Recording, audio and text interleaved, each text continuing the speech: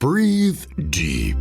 Imagine your legs more limber in Duluth Trading Double Flex Denim.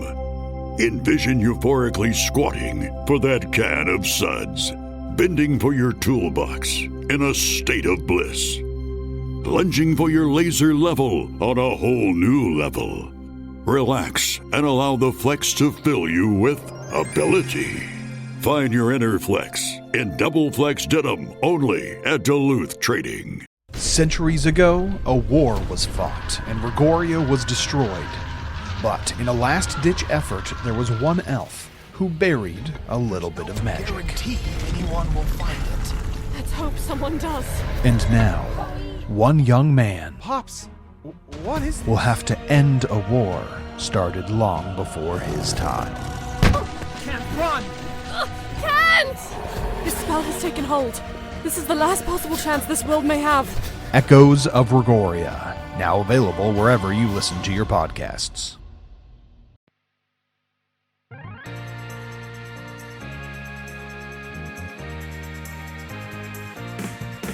Welcome to the All Things Nintendo podcast. I'm Brian Shea, and this is a weekly podcast to discuss all the biggest news and games from the world of Nintendo. We are officially in that post-Nintendo Direct hangover, and normally this would be one of those weeks where I struggle to put together an episode because, to be quite frank, there's not a whole lot going on. But since I was in Paris last week, we get to catch up on the Nintendo Direct news this week instead.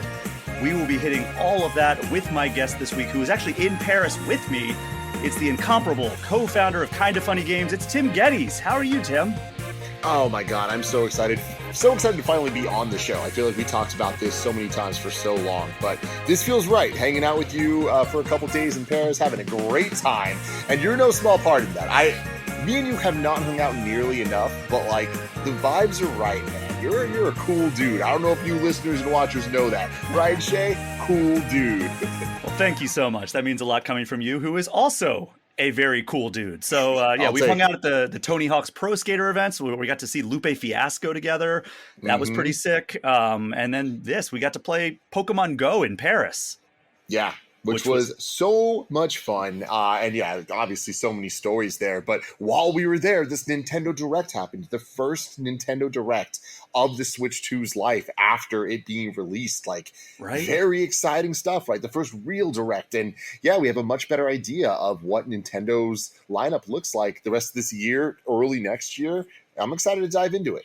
And you're a consummate professional, jumping straight into the Direct. But before we do that, extremely jam-packed Nintendo Direct. But while we were in Paris, did like the walking tour where we were walking around. It's like, oh, there's the Louvre. Oh, there's the Eiffel Tower. It's just like wild to be doing that. But I also got to meet your wonderful wife on this trip. Yes. Who much to my surprise, is expecting. Congratulations, because when we got back to the US, you revealed that to the world on social media. I am going to be a dad. It is a crazy world. Even saying that sentence, I'm like, this guy? I'm looking at myself right now. That guy is going to be a dad? That's nuts. A very crazy thing is that Tony Hawk event you were talking about where we got to see Lupe Fiasco. When I got back to San Francisco on at the airport, she picked me up, and the first thing she showed me was the positive pregnancy test. So I actually found out that day, which was nuts. But yeah, thank you so much, man. It's it's a crazy time, but trying to get all my gaming in the next couple months, because once January comes, things are going to change. Dude, I could not be happier for you. That is incredible news. And like I said, it was a huge surprise. Be like, oh, hi, nice to meet you. Oh, okay, yeah, I see what's going on here. Oh, yeah. Crazy. And she's very big, because she's a tiny, tiny girl. She's 5 feet tall, and man, she is pregnant. Well, congratulations again. And I mean, the announcement post could not have been better. It's you guys in front of the Eiffel Tower, like just being like, yep, here's what's going on, guys. Did you play Expedition 33? I played the first act of Expedition 33, and then I got sidetracked. I know this is a Nintendo podcast, and I expect one day the game will come to Nintendo, but I just want to say, so far, Expedition 33 is my game of the year. So it was very, very special to be in Paris, and we're naming my daughter her middle name, at least. We're not saying her first name yet, but it's Maëlle, which is a character from Expedition 33. So it all just felt very, very right. So Anyway, enough about me. Well, we're going to continue learning about you because we have a time-honored tradition whenever anybody makes their debut on All Things Nintendo, and that is getting to know them through the lens of their history with Nintendo. So the first part of that is getting your first Nintendo game. This can be your first memory of playing a Nintendo game, the first Nintendo game you owned, the first console, however you want to interpret this question. So I will interpret it by the first game that I owned, the first Nintendo game and the first video game that I ever owned. Makes me literally, I think, the luckiest gamer in the entire world. It was my Super Nintendo that came with the Super Mario All-Stars Plus Worlds cartridge. Bro. The single greatest cartridge of video games ever made. How spoiled was I to be this kid in like second grade, get my first game console, and it includes remakes of Mario 1, 2, 3, we get World, and we get Lost Levels all in one package. Like, it was too much. And to think back now about how much of some of the greatest games ever made I just got to have as my like first real owned experience, like that was so special. And I am very thankful that I ended up getting my copy of that cartridge signed by Miyamoto a couple of years ago. And that is like, that's my treasured physical item I have in my life. Like, it is so special and cool. But yeah, that to me, I would say was my first real foray into Nintendo. And I mean, well, again, I had interest before, right? Like, I wanted that, and it took a lot of convincing and a lot of work from my mom and dad, who I'm very thankful for, saving up to get me that, because it was not accessible to me at how much money our family had back in the day. But one of my really good friends, Kevin Coelho, who works with us, I grew up with him. And his older sisters were really big into going to garage sales. And I remember one day we just had the greatest come up of all time, where someone was getting rid of their NES and like 25 games for like $15. Ooh. So we got this crazy haul, and we're able to go back and have the 2 gold Zelda cartridges, all the Marios, Paperboy, like, we got like such a history lesson catch up of the entire NES era, like the 80s in the 90s. And it was awesome. So I've been a Nintendo boy since day one for me. But yeah, more than anything video games, I am a Nintendo kid at heart. Absolutely. And I mean, my first Nintendo game was that I owned was a Super Nintendo as well, but it was just the like stock Super Mario World cartridge that came with it. So I thought we were about to be like on another level here, but close enough, because I wanted that Super Mario All-Stars cartridge so badly as a kid. I remember going to like a friend's house to play it. Mm-hmm. And I like the concept of remakes back then was not that commonplace. That's like the first super high profile like remake compilation. Like, you got 4 remakes in Super Mario All-Stars and then also Super Mario World, like one of the greatest in my opinion, the greatest platformer of all time. It's like on one cart. Yeah, it's wild, man. And it's really wild to think too about, and this is very I think evident of how Nintendo did things and now does things with a long time in between. But we're talking about remasters, remakes, whatever you want to call it. Like, it'd be the equivalent of like an HD remaster. Mm-hmm. But a lot of them function almost more like traditional contemporary remakes, because they were all new art assets. It's not just like higher resolution or widescreen or whatever. It wasn't even widescreen, but it was like all new music, all new everything. And it's wild that those exact versions of the games were then later ported to Game Boy Advance as the Mario Advance series, with a couple extra things. There was the Yoshi coins and like some extra modes and stuff, but they sold each one of those as a full price title. Mm-hmm. So to think of how spoiled we were in the early 90s getting all of those games on one cartridge, and then later they piecemealed them out as full-price titles, it's like, oh man, like what a different time. Yeah, we will be talking a little bit about the differences in pricing as we get into this Nintendo Direct. Mm-hmm. But yeah, excellent starting point in your love of Nintendo, which eventually matured into the second part of this question, which is your favorite Nintendo games. This is straightforward. Favorite Nintendo game of all time? Yeah, I mean, like, God, the cheating answer, if it literally was just one thing, it would be Mario All-Stars Plus World. That one cartridge is incredible. It's this question, ask me any hour on any day, I can give it a different answer, right? Like, there's just so many that are near and dear to my heart. But Yoshi's Island was the first game I ever beat, and that will always hold a very special place where I will always defend that game. A lot of people like to write it off as not as good as a lot of the other Mario games, and whatever you want to call it. I know it technically isn't, but I don't care about that conversation. It's an amazing game. But, like, I really, really got to go with Super Smash Bros. Ultimate. Like, the fact that game exists and achieved what it did is so special to me. That Everyone Is Here trailer literally made me cry. God. Like, just the idea of, like, this franchise I love so much that if I have to choose my favorite Nintendo game, I'm going to choose the game that loves Nintendo so much. It is as much a video game as it is a love letter to Nintendo and its franchises. And Sakurai, obviously, the director, cares so deeply about video games and their rich history. And Smash Brothers is just such an incredible representation of fun. And so I basic answer, but I gotta go with it. Yeah, and I mean, imagine telling somebody from the 90s about Super Smash Bros. Ultimate and be like, yeah, Mario's in it and he fights Pikachu and, you know, there's all these other characters, but also Sonic and Snake and, like, all these, like, characters from outside of Nintendo are also in it. Like, just the idea of Mario and Sonic being in a game together would blow the 90s kids' minds. But then, like, add in all these other characters and it's like, yeah, they're all in a fighting game. It's like, how did this even happen? I mean, you know, Smash Brothers is I think so important to the culture of video games. But yeah, being a 90s kid, like I had Smash Brothers. Well, I did. My friend did. Day one. And we would play it every single day for summers and summers and summers.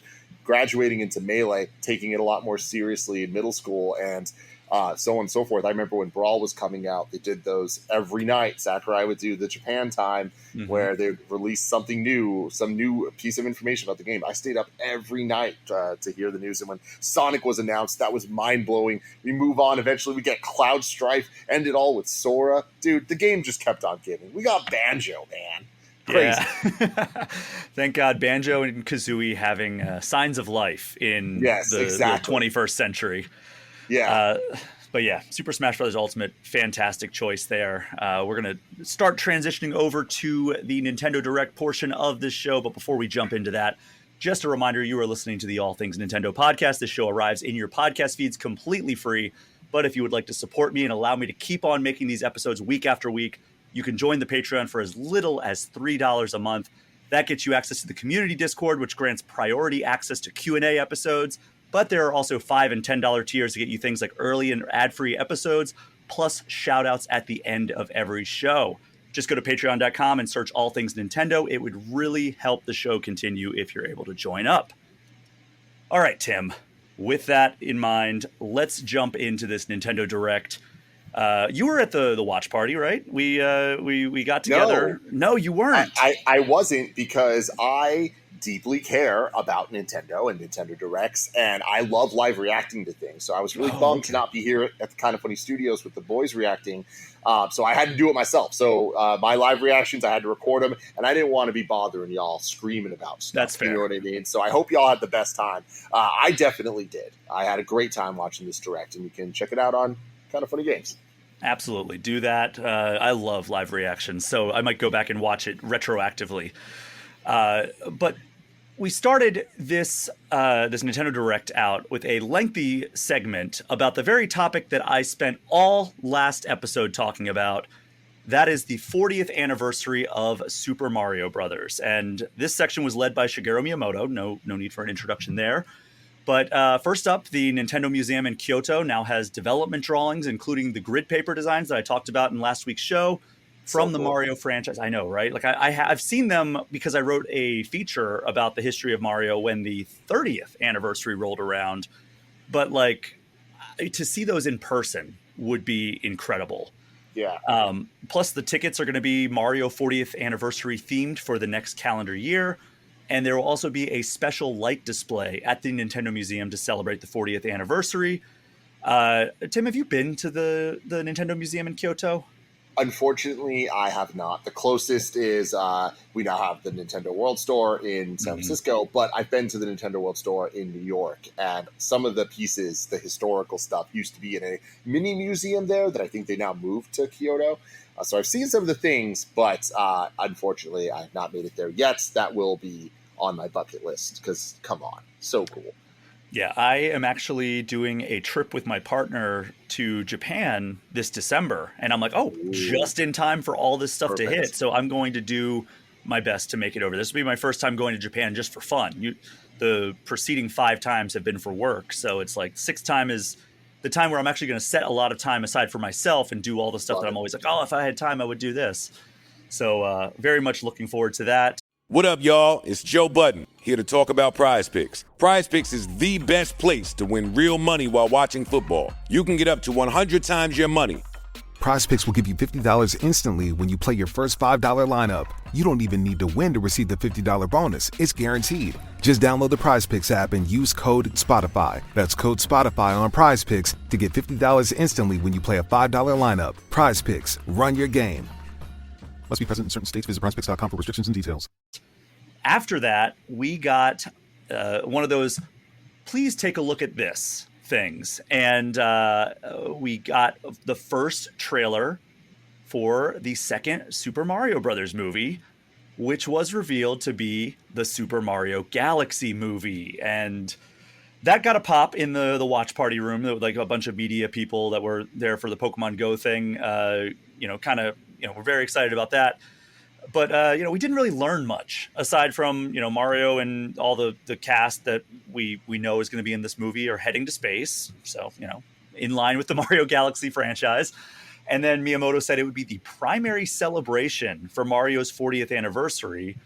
And that kind of tipped me off right there that maybe we aren't getting a 3D Mario game for this anniversary. But then Illumination CEO Chris Meledandri came on, revealed that Chris Pratt would return as Mario, Anya Taylor-Joy as Peach, Charlie Day as Luigi, Jack Black as Bowser, Keegan-Michael Key as Toad, and Kevin Michael Richardson as Kamek, plus Michael Jelenic and Aaron Horvath, who have appeared on this very podcast, will be back to direct this. Plus, Brian Tyler is composing again. And that's the most important part, because the music in the first movie was spectacular. And the little hints we got here of the Mario World themes and kind of different themes from Worlds kind of teeing up to the reveal of It's Galaxy, baby, sounded so damn good. And I think really was the star of the show for this little announcement trailer. Truly, it was fantastic. I mean, I was excited to see the little visual cues, but the music really hit.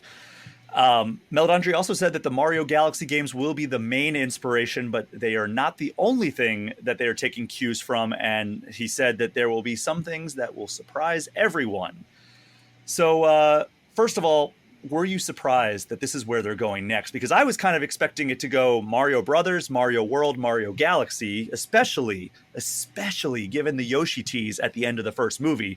So it was Galaxy kind of outside of some leaks that may have hit the internet before this. Was this a surprise for you? You kind of took every word right out of my mouth there. Obviously, there was the leaks, and there have been leaks for the last year or so, I would say, of there being products or just the idea that the movie's going to be called Galaxy. I am with you that I am surprised they're skipping over Worlds. I just don't necessarily think it's the right move. I just think in terms of this being a giant movie franchise, which it is, the first made over $1 billion. I loved it. It's definitely not the best movie of all time, but as a Nintendo fan, a Mario fan, just the music alone of that movie, I think is such a highlight and such a love letter to Mario that how could you dislike it? Having said that, half of the tracks weren't even there because they played all those licensed songs, and that was a bummer. Which I don't know if you even know this. You probably do because you're really in tune with the stuff. But if you listen to the Mario movie soundtrack, all of those bits that there's licensed music have a score that should have been there.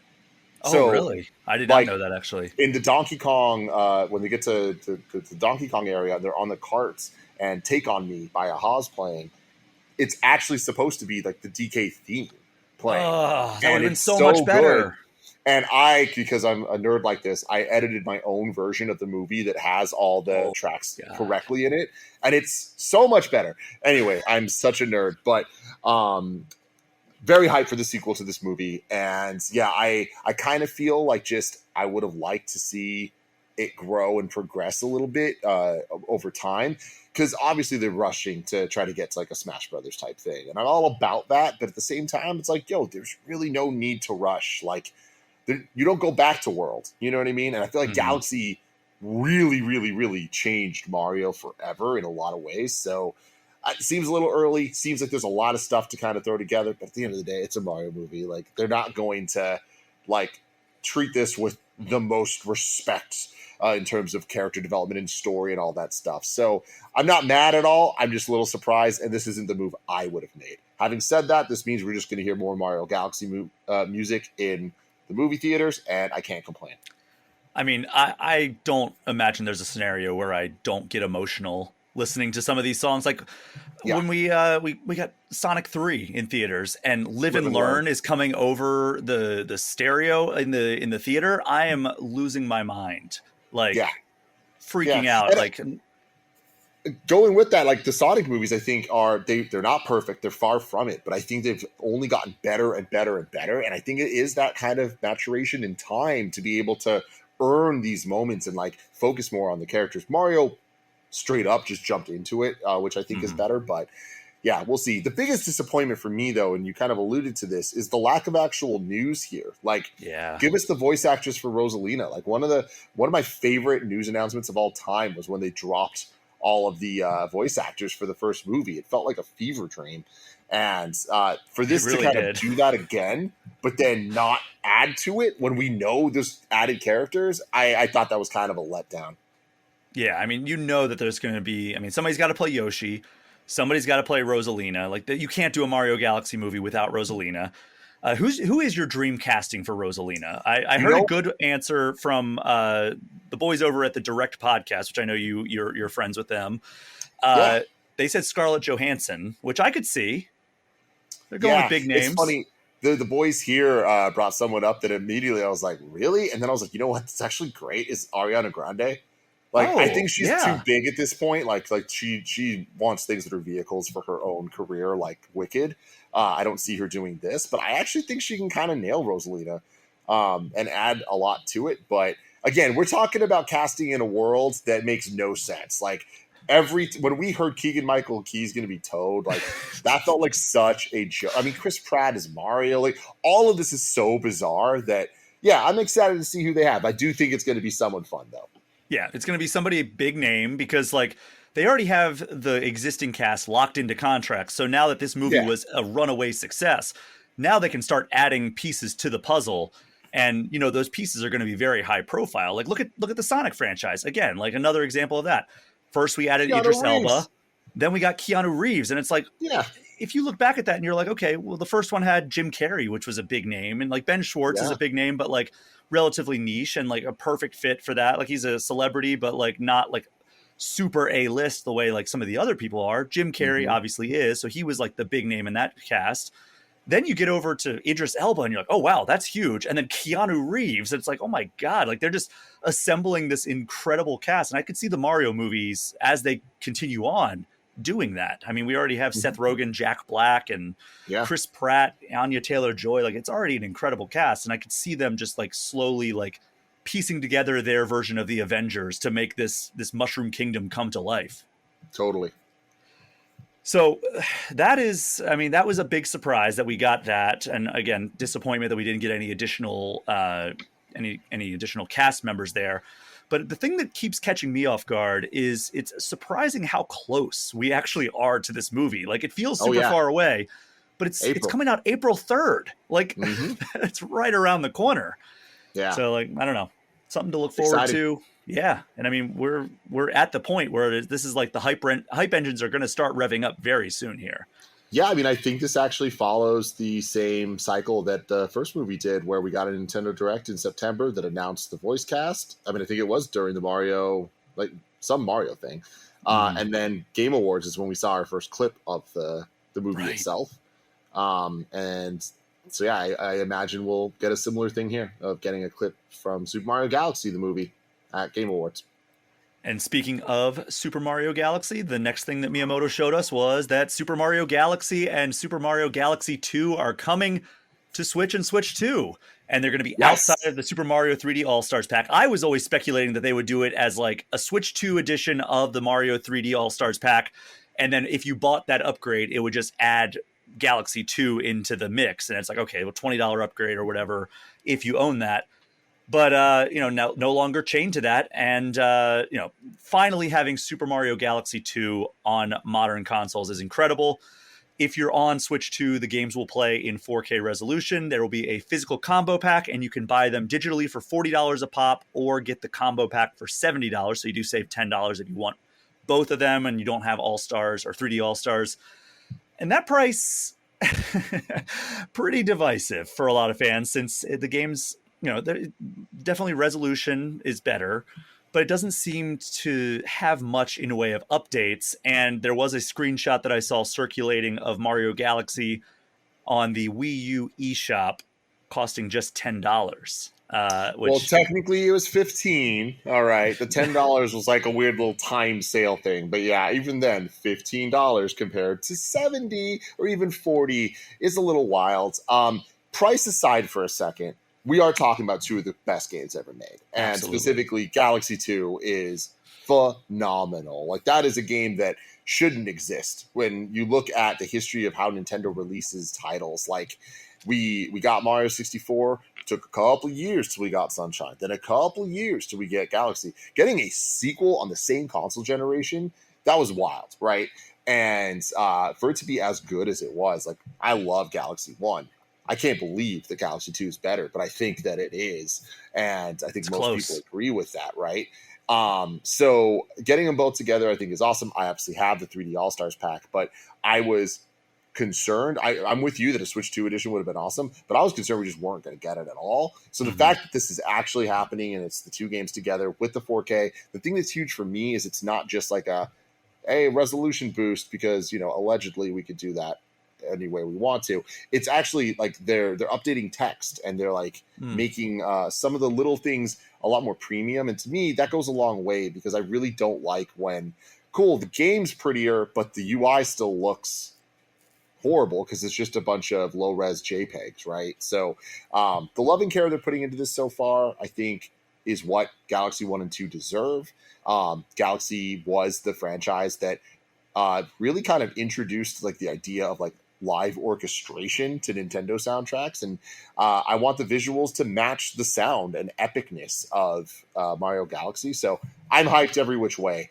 The price is the thing that's like, dang, man, like we're just in such a bad time with Nintendo pricing. They've always made weird decisions, but right now some of this stuff's just egregious, and I feel like a broken record on all our kind of funny shows right now talking about this stuff.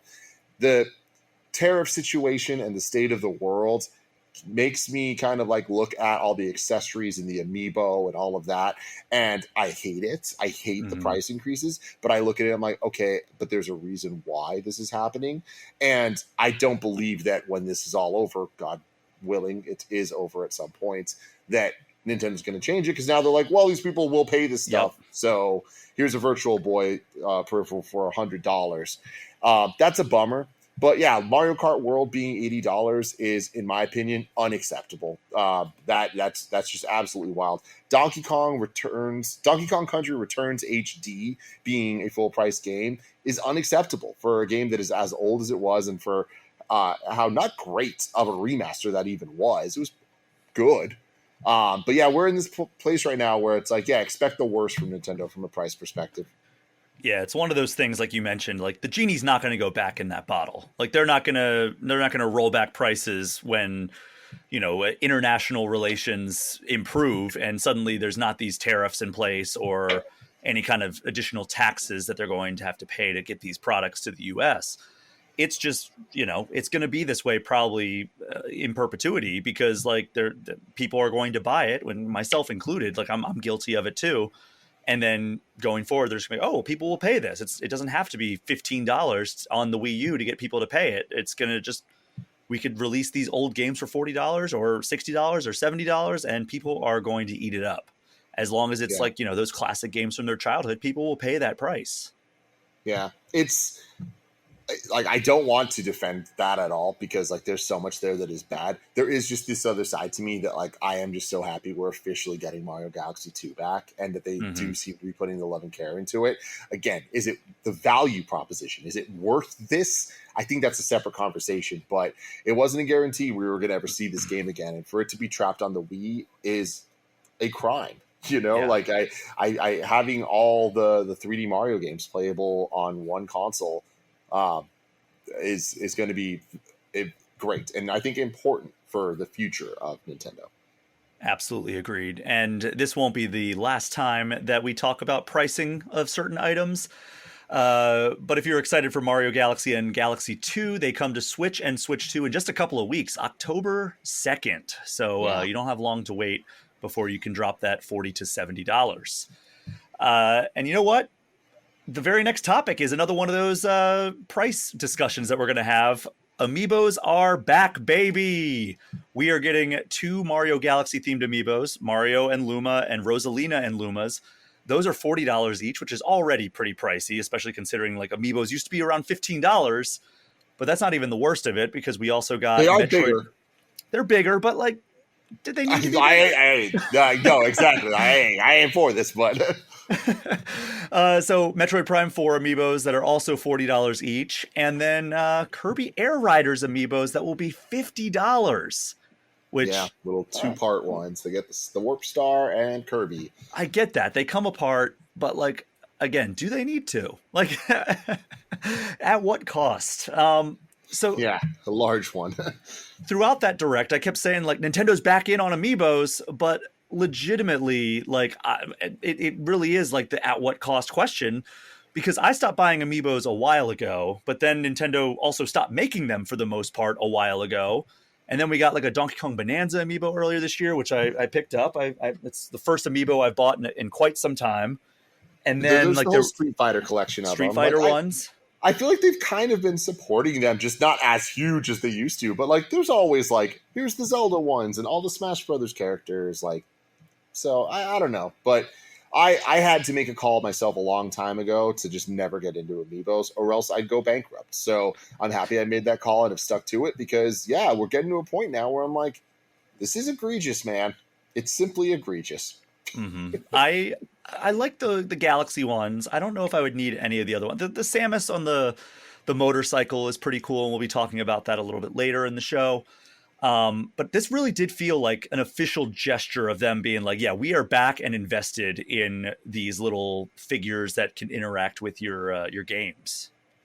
Yeah, I mean, I definitely thought the NFC stuff was going to be taken out of the Joy-Con 2s. So the fact that it's not, it's like, I think it is a commitment to Amiibos aren't going anywhere. I don't necessarily think this is going to be a reinvestment into the boom that they had back in the Wii U days. But I do think that they're not going anywhere. And I definitely don't think they're going anywhere in terms of store shelves. Every time I go to a Best Buy, they're just lined with Amiibos. And I don't think raising the price is going to be the answer to get them off the shelves. But we'll see. Yeah. If you've been to the Nintendo World San Francisco store, there is an entire wall with so many Amiibos. Like, you can find a lot of rare ones there, like including like the Mii characters and everything. I went to one of like the preview days of that a couple months ago, and it's on par with the Tokyo store in Shibuya, which I also went to last month, and it's just incredible. Like the Amiibos, when you see them all laid out like that. Yeah, but it's wild. So excited for that, because like, it is cool to have like a neat little like figure from your favorite game. But I just wish the prices were a little bit lower. This episode is brought to you by LifeLock. When you visit the doctor, you probably hand over your insurance, your ID, and contact details. It's just one of the many places that has your personal info. And if any of them accidentally expose it, you could be at risk for identity theft. LifeLock monitors millions of data points a second. If you become a victim, they'll fix it, guaranteed, or your money back. Save up to 40% your first year at lifelock.com/podcast. Terms apply. Yeah. All right, let's get back into the games here. At this point, Yoshiaki Koizumi kind of took over for Shigeru Miyamoto, and he introduced Mario Tennis Fever, which is the next entry in the Mario Tennis franchise. It's going to have 38 playable characters, which is a lot in the Mario Tennis franchise. Then there's going to be 30 different rackets that all have different fever abilities. There are several different modes, including tournament, trial towers, and mix it up mode, which actually introduces wonder effects from Super Mario Bros. Wonder into the tennis. And then there's a single player adventure mode where Mario and his friends are transformed into babies and need to beat monsters in tennis to return to normal. So, par for the course with, or I guess we shouldn't do golf metaphors here. We should do tennis. Yeah. I love that. I don't know. I had to think on my feet there. There are also motion controls using the Joy-Con 2s. Are you a big Mario Tennis guy? No. At a certain point I was, and specifically Mario Golf on the Game Boy Color holds a very special place in my heart. And I know that a couple of the Mario Golf games, like Greg Miller and them over here, are huge fans of the GameCube one and even the 3DS one. But I think that the Mario Sports titles are probably the best example of Nintendo taking the wrong steps during the Switch generation. I think the Switch lineup of Nintendo's first-party games was so killer and immaculate, and I feel like there's the obvious Mario Odysseys and Smash Ultimate and the Zelda games, but in addition to that, I think that the Switch was really a coming out party to Fire Emblem and like Kirby and the Forgotten Land and like some of these like not S tier Nintendo franchises in terms of public perception, not in terms of quality. I think kind of got their time to shine. Luigi's Mansion 3 sold like over 10 million copies. Like it was just such a great system that people wanted to play on. And so I think that a lot of the less than like mainstream Nintendo IP kind of got a second chance at life, or not even second chance, like a first chance at love from a lot of people. And the Mario sports games just didn't rise up to the challenge. I think that all of them could have been, this is the best tennis yet, this is the best golf yet, and they just didn't do that. So on one hand, it feels crazy we're going back to tennis so soon, but on the other hand, it's been almost a decade. So...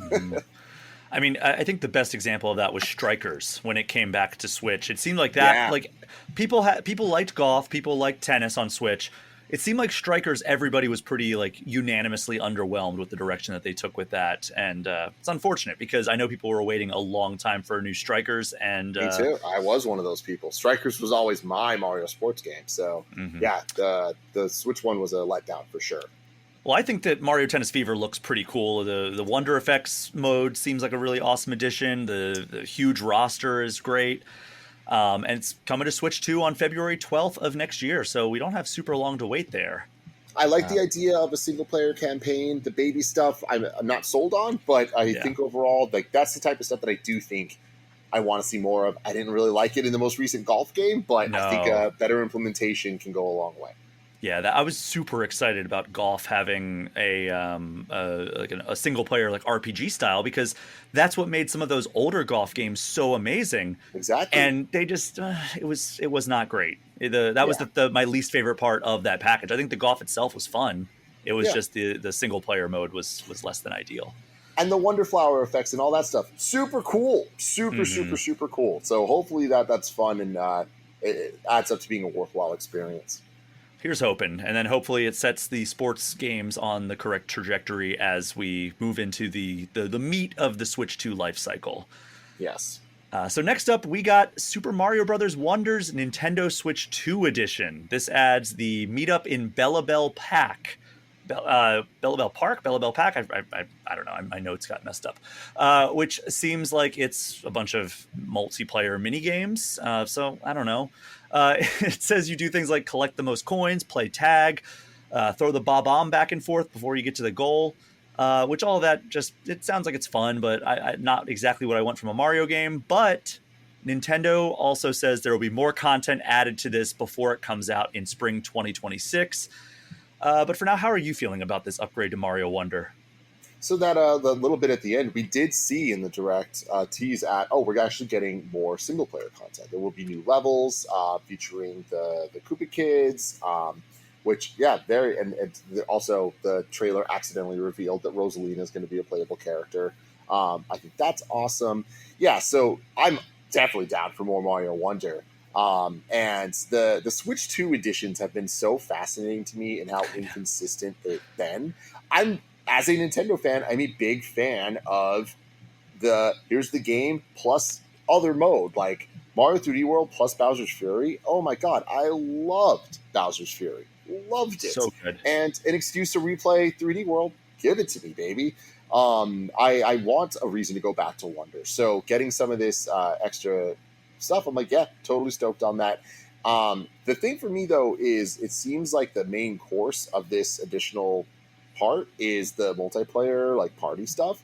And I'm in a weird place with it where I actually think it looks awesome. I just don't know that its home is in this package. I feel like if they were going to do a multiplayer, like a Mario Party style game, but in the 2D Mario framework, like that could almost be its own product. Like that, I think I would want to see it be a full featured. Doesn't need to be a full price title or anything. No, Nintendo it would be, but like I would love to see like that. This is a game that we're trying to make because the Rayman Origins and Legends are two of my favorite 2D platformers, and some of the multiplayer modes they had there.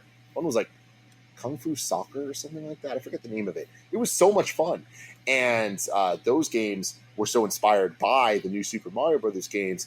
I really do think that there's something there. But it being like this tacked on mode to Wonder that came out a couple years ago, the Switch 2 edition, I just don't see them actually giving it the love it needs to stand out enough. And this feels like, you know, people trying it out for the review, maybe for a weekend or a stream or two, but I don't think it has the staying power. And I know the argument might be like, well, it doesn't need it, but it's like this almost feels like it's just grasping at reasons to be able to release this game for even more money this time. Yeah, and like you said, like the Switch 2 upgrades have been so inconsistent because some of them are like, this adds almost nothing, but we're going to charge you $10 for it just because it runs better. Whereas like other ones, it's like, yeah, we're just going to give this to you for free. And then other ones are like, it's going to be $20 and we're going to give you like some remixes of old levels. And it's like, what is like, what's the decision-making process on like what do they charge and what do they like expect people to pay for these things? It's just, I would love to be like a fly on the wall in the room where they make that decision and like figure out like what the sweet spot is for the prices. But yeah. We also learned about a couple of physical things related to those announcements. You'll be able to buy the physical version of Rosalina's Storybook from Mario Galaxy. And then there's also a talking flower, a physical talking flower that at first I was like, oh no, is this going to be like an AI like talking flower? Yeah. But they clarified you cannot converse with it, but it will talk to you and it will also talk to itself sometimes. And it said, if you want. So it doesn't, just in case you don't want it just like talking to itself when you're like in a meeting or something or recording a podcast. Yeah, man, it's weird. But here's the thing. I like this. I think that it's I like when Nintendo does weird things. They're not always for me. This talking flower, definitely not for me. Guess what? Rosalina's Storybook, I have it pre-ordered. I have a child on the way. This is awesome. I'm very excited about this. Even if I didn't have a child, I'd still pre-order it because I love Rosalina. And the art looks awesome. And it's reasonably priced. That's $25. $25. Right, for a hardcover book. But anyways, the talking flower, to me, definitely not a product I need. Definitely not something I want. Very similar to Alarmo. The difference is I like that the talking flower from Mario Wonder is getting some love. I like when the new cast and crew of these games kind of gets featured. Like, Cappy came and went. Cappy got no love. He was in Odyssey, and he's gone. This Wonder Flower, he's popping up left and right. Good for him. Yeah, he's in the Bella Bell Park DLC as the announcer. And he's in isn't he the commentator in Mario Tennis Fever as well? Yeah. That's incredible. That's pretty cool. Yeah, they found a good thing with the talking flowers. So I'm glad that they're sticking with it, not just relegating it to, that's a thing from that one game that you're never going to see again. Exactly. I could see myself getting the talking flower. I don't know if I need the storybook, but the talking flower I could see just like looking really good on a shelf. I think the last thing, this is the last thing. Nintendo and Koizumi wrapped that up, that segment, which, by the way, the segment took a fifth of the overall direct. This is an hour-long direct, and a fifth of that was Mario 40th anniversary stuff. And the final announcement, I was like, all right, here's where we get our 3D Mario, because it seems so obvious. But it was Yoshi and the Mysterious Book. And when I was watching it, I was like, oh, they're doing like new Yoshi story. But no, that's not the case. But this is close enough. It's a side-scrolling game where a talking book called Mr. E falls from the sky onto Yoshi's Island and sends Yoshi on an adventure within the pages of his book. And one thing I'm excited about this, the Yoshi franchise has always been about like super cool gimmicks. And this seems like they are leaning wholeheartedly into that. And they're able to like do these kind of fantastical worlds and everything because you're within this book. So that's super exciting for me. I'm still holding out hope that we're going to get Yoshi's Woolly World on Switch or Switch 2. I think we will for sure at some point. We have to. I'm a huge Yoshi guy. I was saying earlier, Yoshi's Island's the first game I beat. Yoshi's Island in particular is something that I think will never be touched. Like, it's so good, and unfortunately, we're just never going to get it quite that good. We got the sequel on DS that was definitely not as good as one, but it was actually legit. Like, it was a good game. Not great, but good game. And then Yoshi's New Island was bad on 3DS. And I think a lot of it has to do with these games work best when they have a unique art style and commit to it with a gimmick. And we look at the 2D Mario games, and what makes Mario 3 and World so special is they had unique visual styles. When we got to the new Super Mario Brothers games and they were just doing the same thing over and over and over and over, a lot of that had to do with the fact that it was just visually uninteresting because we've seen it before. I like that this Yoshi game looks different. It's taking a different kind of almost claymation style, and I think that worked really well for the Woolly World and Crafted World, Yoshi having these different styles. And those games, one of them really good, one of them not so good. And the thing about them, though, is like they're definitely for a different audience. Yoshi's Island was a hard game. Yoshi's Island was in line with the Mario games, and the more recent Yoshi games over the last 20 years are for a different audience. And this one looks like it is too. That's fine. I selfishly wish that this was more up to the Yoshi's Island standards. I have a lot of questions about this. I'm not sure it's going to be my favorite game. I want more, even if it's for kids or whatever. I want these games to also be great and have standout styles. Kirby and the Forgotten Land's a great example to me. Like, that game is a kid's game, but it also works for adults. The Yoshi games, I think, sometimes can struggle with that. And Princess Peach's Showtime is an example for me this year, or last year. It was a pretty big letdown. Like, I feel like that game had so much potential, and it ended up just being like something that felt like they didn't fully see the vision through and just wanted to put something out. I hope this Yoshi game isn't that. And what we're seeing so far, I have hope for it. I don't think it's going to be. I think this one's going to hit. Yeah, and I mean, another one, we don't have very long to wait. Nintendo is doing this thing in recent years where they just announce a game like just a few months before it comes out. And I kind of love it because it's not like, I mean, obviously they didn't do that with Metroid Prime 4, but like, you know, a lot of these games, it's like, yeah, you hear about this game for the first time and it comes out within the next 9 months. And I love that. Yeah. Yeah, for sure. I mean, I think we're talking within 6 months, right? Like, we all kind of looked at this Nintendo Direct, this one, as being, oh, here's the big one. Let's get the roadmap for where we're going in 2026. And instead, and they've been in line with this the last year or so, they are really just showing us, here's the next 3 months, maybe up to 6 months, but it's really filling things out. And I can understand some people being let down. People always can be let down by showcases. It is what it is. But this one really does an amazing job of, here's what you're playing on the Switch 2 for the next 6 months. And like, if there's nothing here for you, Switch 2 is probably not for you, because this is really, really, really like a expansive library. It really is. Like, they're doing a great job of making it well-rounded right from the jump. And not to mention they have the entire Switch 1 catalog playable on Switch 2, which is just an incredible library. But Yoshi and the Mysterious Book comes to Switch 2 next spring. That wrapped up all the Mario 40th anniversary announcements. How did you feel about this first segment in the Direct? Like, did you feel let down when from it? Did you feel like this is incredible? Like, when you went into it, when they're like, hey, we're going to talk about the Mario 40th anniversary, did this meet your expectations? Well, just starting this off, I didn't expect to get a 3D Mario. The Donkey Kong Bonanza to me says that 3D Mario is further off than 2026. I just don't think that makes sense for how they would be releasing these things. I also think it's important to note that unlike the Switch 1, Nintendo's dealing with a very different world with the Switch 2. I think that for some of the heavier hitters, 3D Mario, Animal Crossing, like, and a new Smash Brothers, a Switch 2 edition is a separate conversation, but you don't release those games until you have as many Switch 2 units in the wild as possible. Like right now is all about, let's just, in the same way that Switch 1 was just porting the first couple of years, porting Wii U games to the Switch for people to play for the very first time, because 13 million people own the Wii U. And I'm one of them, and I played all those games, and then I loved playing them again on Switch, right? I think that's happening again here, of Switch 1 games getting Switch 2 editions. We still have a bunch of those to go. But in addition to that, we are getting new titles, right? Like, we are getting a ton of new stuff. But I think that we're going to get a couple more Kirby Air Rider style games, because those are just going to appease the audience that has the Switch 2 now. But they want to put Animal Crossing out for to be able. You can only sell as many copies of a game as people have Switch 2s. So wait until there are like 30 million people can't buy Animal Crossing on Switch 2 if 30 million people don't have a Switch 2. Yep.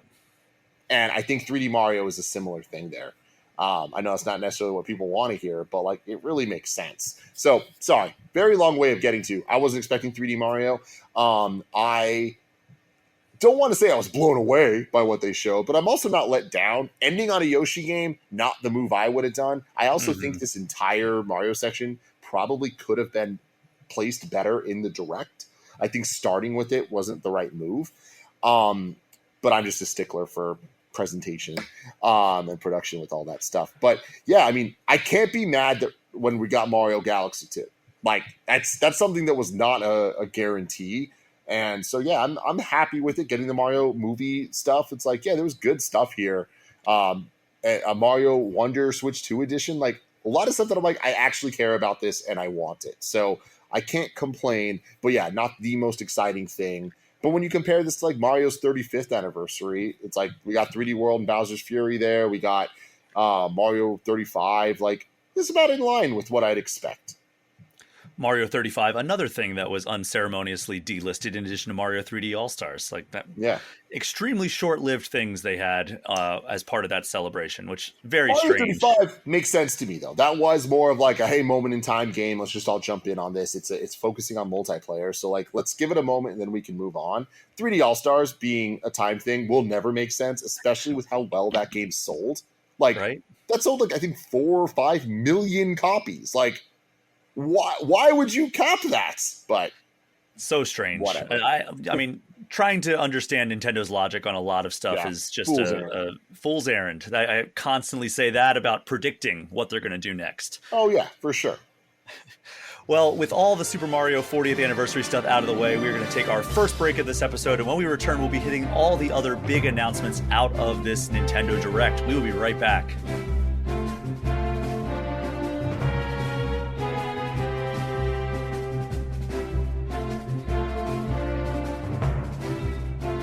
We are back, and Mario is now officially in the rearview mirror for this Direct, so we will be now touching on all the non-Mario announcements that we got out of this presentation. And in the interest of not getting too bogged down, we'll only be covering the biggest announcements and skipping some of the smaller ones. Not because they don't look good, but just we can't go infinite amount of time in this episode. We're not going to do another 3-hour episode of this podcast like we did a couple years ago when we had a Direct to talk about. So right after the Mario anniversary stuff, we jumped right in with a few indie titles. But the first game that I want to talk about in this second segment is a game I've been waiting for a long time, and that is Tomodachi Life: Living the Dream. Yes. Are you like me and you're a Tomodachi Life sicko from back in the 3DS days? What? No. That is not me, but I'm so happy it's you. Dude, I love it. It's a top 5 3DS game for me. Wow. I love it. It's up there for me with, like, I mean, I think Link Between Worlds is always going to be my favorite 3DS game of all time, but it's up there, like, probably 2 slots below that. It's like Pokemon XY is probably in that top 5, but yeah, it's incredible. It has, so like, if you're not familiar with the concept, it's basically like you create a batch of Miis that are going to live on this island together, and they get into all these weird interactions, and like, it's all text to voice, but like really robotic and strange. And like, it's hilarious. Just like this bizarre trip of a game, like that you just always feel like you're in like this dreamlike state of like, what the heck are they doing? Like I have like, I would always import like celebrities into my Tomodachi Life Island. So I would have like Reggie Fils-Aimé and like Danny DeVito hanging out. And then like, why not? Barack Obama and Shaquille O'Neal. Like you'd walk into like they rooming together, and you'd walk in like Barack Obama would be rolling around on the ground while Shaquille O'Neal was like dancing or something. I'm like, this is the greatest game that's ever existed. And so they showed off the Mii creation tools, the text to voice interactions, and like it's just the weirdness that it makes it so darn charming. And it made me so happy that they don't seem to be changing that at all. And it was a long presentation. We don't need to go into like all the stuff they showed, but there's still no release date. But we did get a release window, and it is coming to Switch next spring. Yeah. So I hope you jump into it, Tim, because I think you would have a blast, like just doing stupid stuff in this game. Weird stuff. Yeah, I'm usually not into like any level of like life sim or micromanagey thing, like Animal Crossing, Sims, city builders, any combination of that stuff. Usually not my bag, but I love anytime these trailers pop up. I'm all in because I'm just cracking up at how weird it all is. It feels simultaneously very Nintendo, but also not Nintendo. Like this is definitely an example of that 3DS era, but still happening, and like you don't get that much these days. So it's cool to see. Yeah, it's a game that is circled on my calendar as soon as they give it an actual date. But for now, it's just spring of next year. Then the next game that we got was a game that I guess a couple weeks ago talked about how it actually runs surprisingly well on Switch 2. Final Fantasy Remake, or Final Fantasy VII Remake Intergrade. Yes. First entry in the Final Fantasy VII Remake trilogy, finally coming to Switch 2 on January 22nd, 2026. By the time that the third part of this remake trilogy comes out, Tim, do you think it's going to be fully multi-platform? Well, that's the thing. The director has been heavily implying that and very much saying, like, support this game on multi-platform because they want the trilogy there and all that stuff. So the wording is kind of vague enough that we'll see, and that the interest is definitely there. And for sales, they got to do this. I think that putting out Rebirth as an exclusive on PlayStation was, like, not a great call. But we don't know what the deals look like. I think that's still the thing, is I don't know. Did Sony buy on for 3 games for the entire trilogy, or is it a case-by-case type situation? So I think we'll have to wait and see what ends up happening there, but I'm hopeful that it'll be figured out and it'll be a day-and-date situation, because Final Fantasy VII is very near and dear to my heart. I love Remake. I love Rebirth. I can't wait for what's next. And what excites me so much about this game coming to Switch 2 is, I think more so than the other consoles or PC, Nintendo gamers, there are more of them that are solely Nintendo gamers. Like, a lot of people are like, all right, I have a PlayStation and a Switch. They see it as like a secondary system. There are a lot of Nintendo gamers that, like, they only have their Switch and they play Nintendo games, and if it comes out on anything else, they're not even considering it. And I literally can name 5 different friends of mine that would have loved to play Final Fantasy VII Remake and are finally going to be able to for the first time now. I think that game is so at home on the Switch. So this is going to be... It's almost like when Persona 5 came to Switch, and it was like, oh, this is a perfect fit. And I think the Final Fantasy VII Remake is that way. And I think that Square Enix actually came out and said, like, you know, we've been releasing a lot of like single platform games, haven't been living up to our sales expectations. That's a strategy we're going to tone down moving forward. So I would be very shocked if, like, you know, Rebirth doesn't come out like maybe later next year on like all these different platforms, including Switch 2. And then by the time we get part 3, it's going to be full on like day and date. I'd be willing to bet it's almost to the year, like to the day. Like that just seems like that's what is going to happen. But that's what makes me believe, like, or what makes me concerned that it might have just been a 3-part deal. So we might not be out of that cycle yet, you know, but we'll wait and see. I imagine we're not long from hearing about the third title and a release plan for that, because it's been a couple years since Rebirth, which is hard to believe. Yeah, that's so absurd. It's been that long already.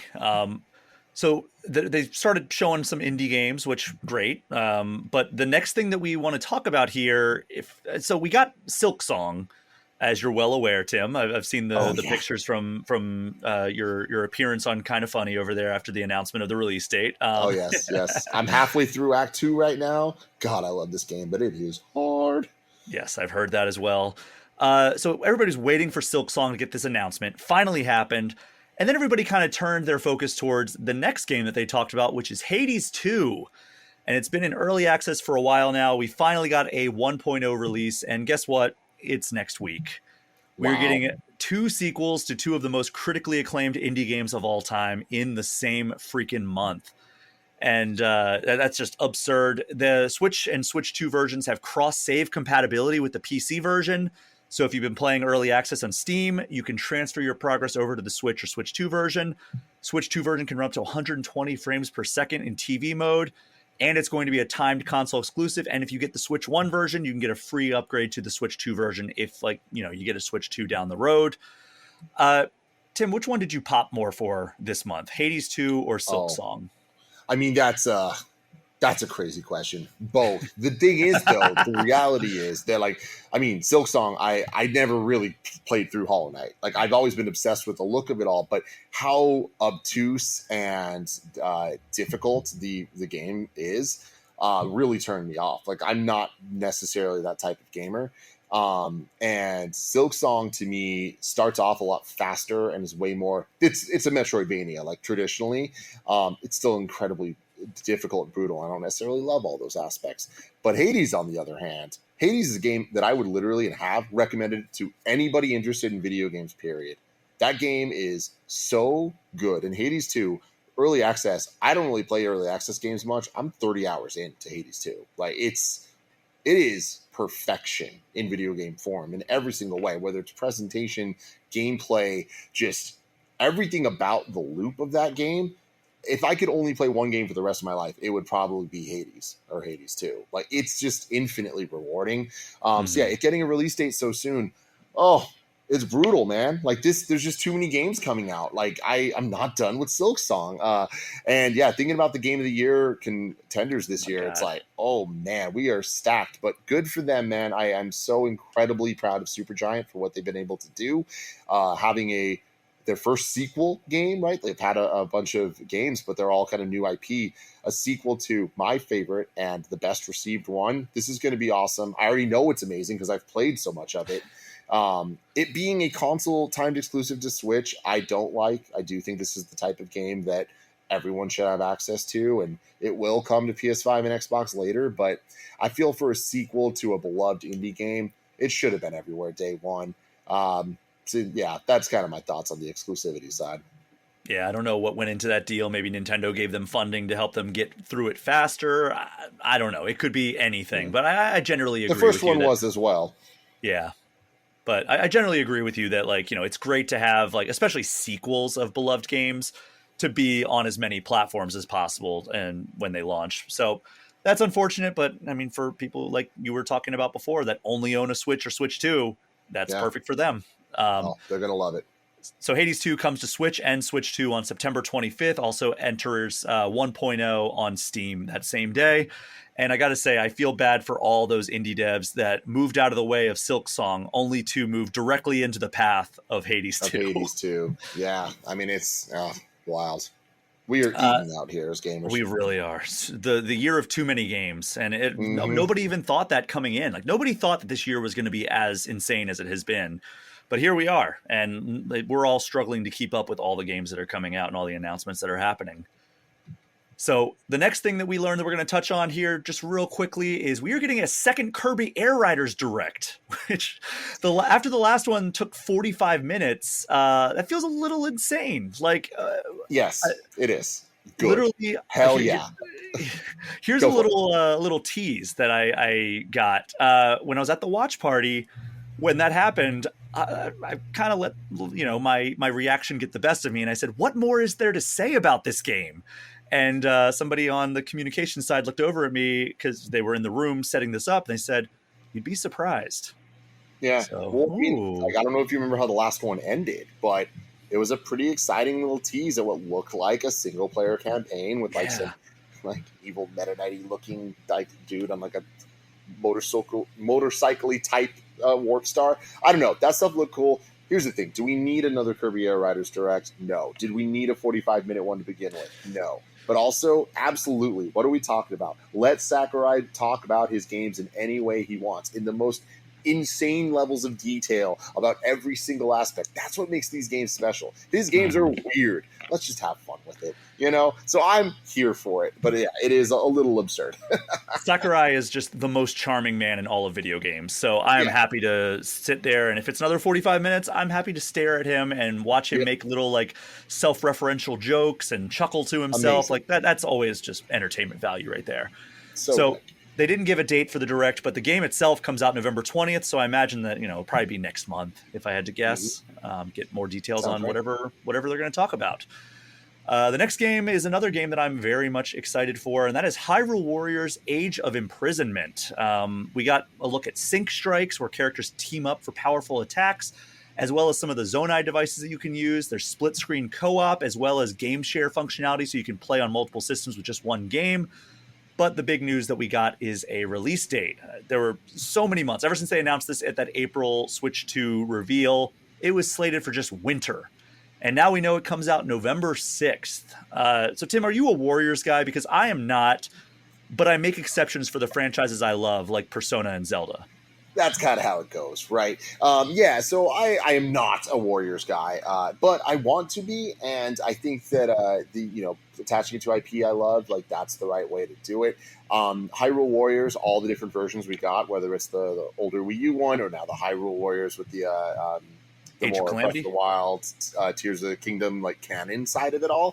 That obviously gets me in. I love the like butt rock versions of all the Zelda songs. Yes. Like, there's a lot going for it. I'm like, yeah, this is just cool, and I'm here for it. The problem is the games run so poorly. And so seeing this one in great resolution, great frame rate, like it's a surprise. The balls that they have to have this be a split screen multiplayer game, like I have no faith that that's going to run well. But I'm not going to play it that way. So as long as the single player stuff runs well, I think this is easily the most excited I've been for a Warriors game ever. And we know Link's not in this, just timeline wise of stuff, but the tease we got here of kind of the Zonai armor forming into what looks like the shape of Link, I'm kind of excited for that. So yeah, got my eyes on this one. It seems, let me say this, it has the potential to be the first Warriors game I beat. I'm not saying to, but it might. I have beaten the first Hyrule Warriors, and I have beaten Persona 5 Strikers, but I did not beat Age of Calamity, and everybody tells me I should because apparently it's quite good. Yeah. But like that's like a multiversal alternate timeline thing, so like it isn't actually like a prequel to Breath of the Wild. It's like an alternate timeline where like you actually, I think, are able to like fight back against Calamity Ganon, which is cool, but like the whole appeal to that first one was I want to see what happened in the lead up to Breath of the Wild, my favorite game of all time. Yeah. This Tears of the Kingdom and Age of Imprisonment are actual like canonical connection. Yeah. So I'm extremely excited for that. I will prioritize that. So the next trailer started with kind of a mysterious voiceover and then a zoom into a cave before we saw these like toy-like character models who are extremely expressive, by the way. They look incredible.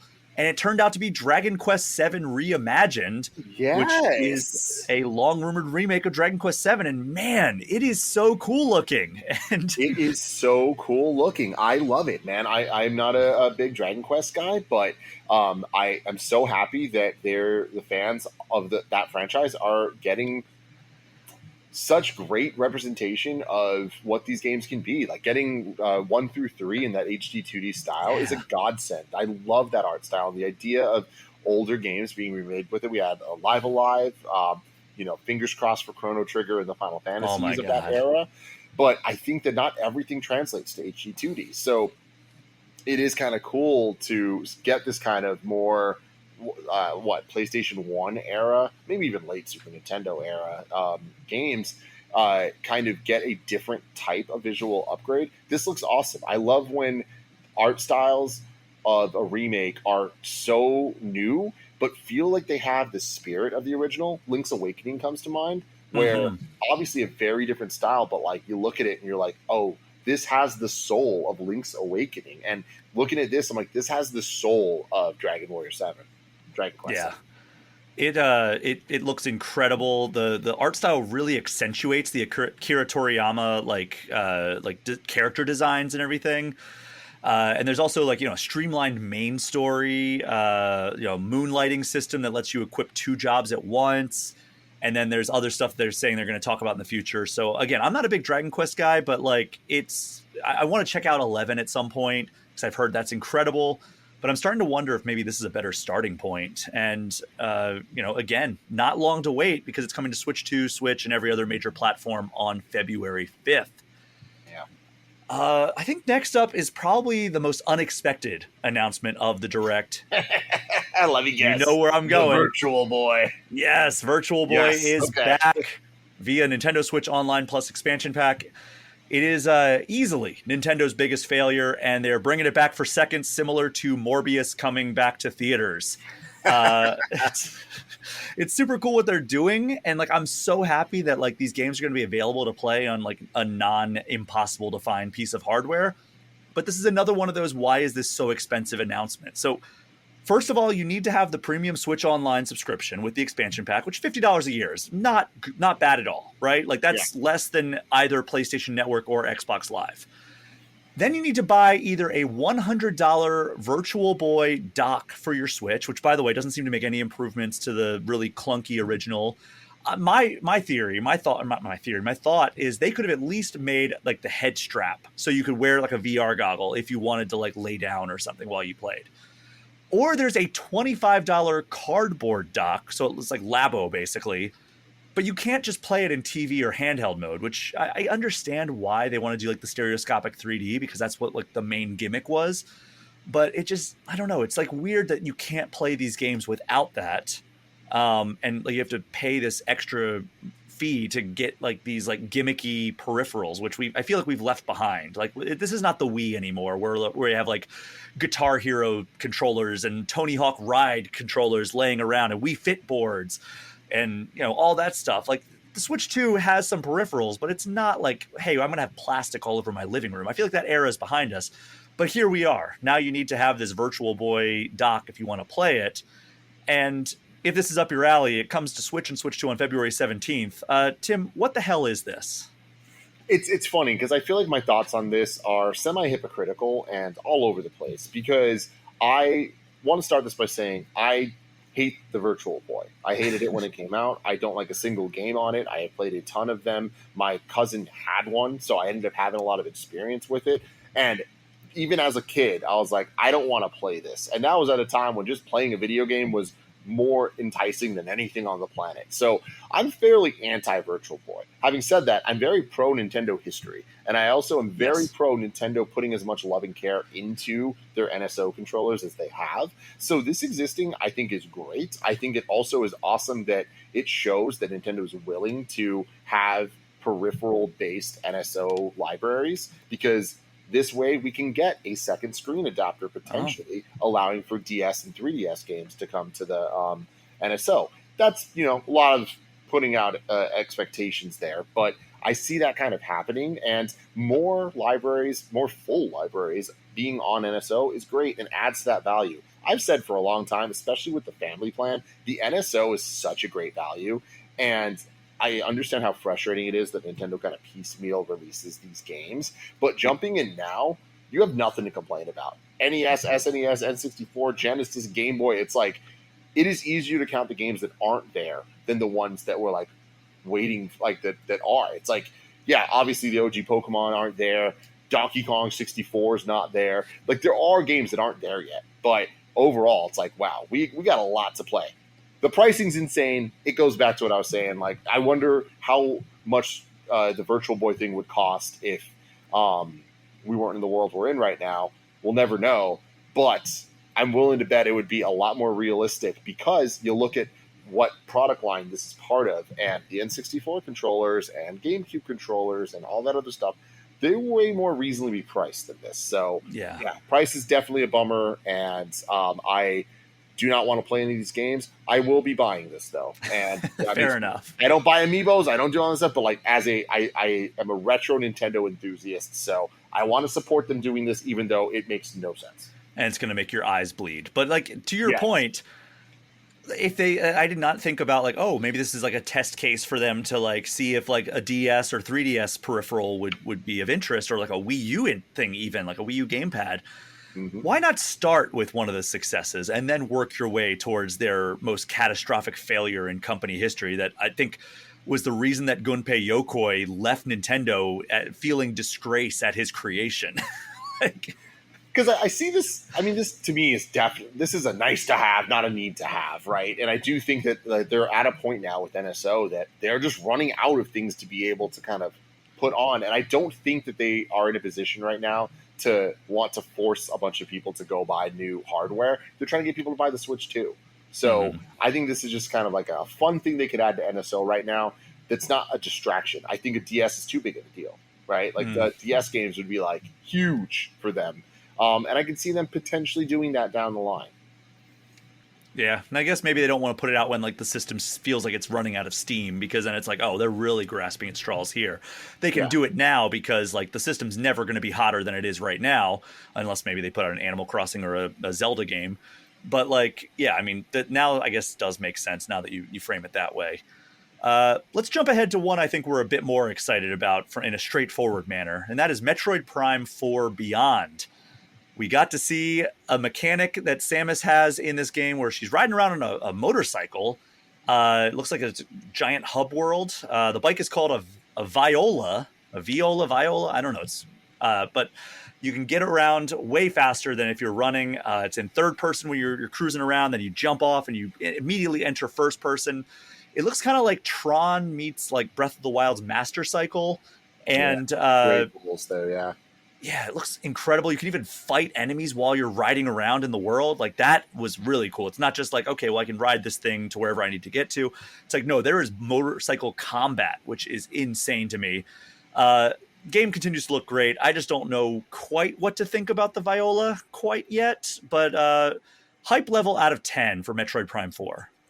Oh, man, that's such a funny question, because like in theory 10 out of 10. I also just feel like it's been so long, and like everything we've seen of it, I mean, I got to play it a couple times now, and I love it, and it's just more Metroid Prime, and you can't say that with it being tinged with anything negative. We're talking about it's just more of one of the greatest games of all time. Like, sign me up. With higher resolution, all that stuff. I like new games that feel like old games, and I think that all this needs to do is just give me more Metroid Prime. Some of the stuff we're seeing, the open world and the or open area, whatever that is, and the bike, I'm not necessarily sold on, but I'm also not as down on it as it seems like some people are.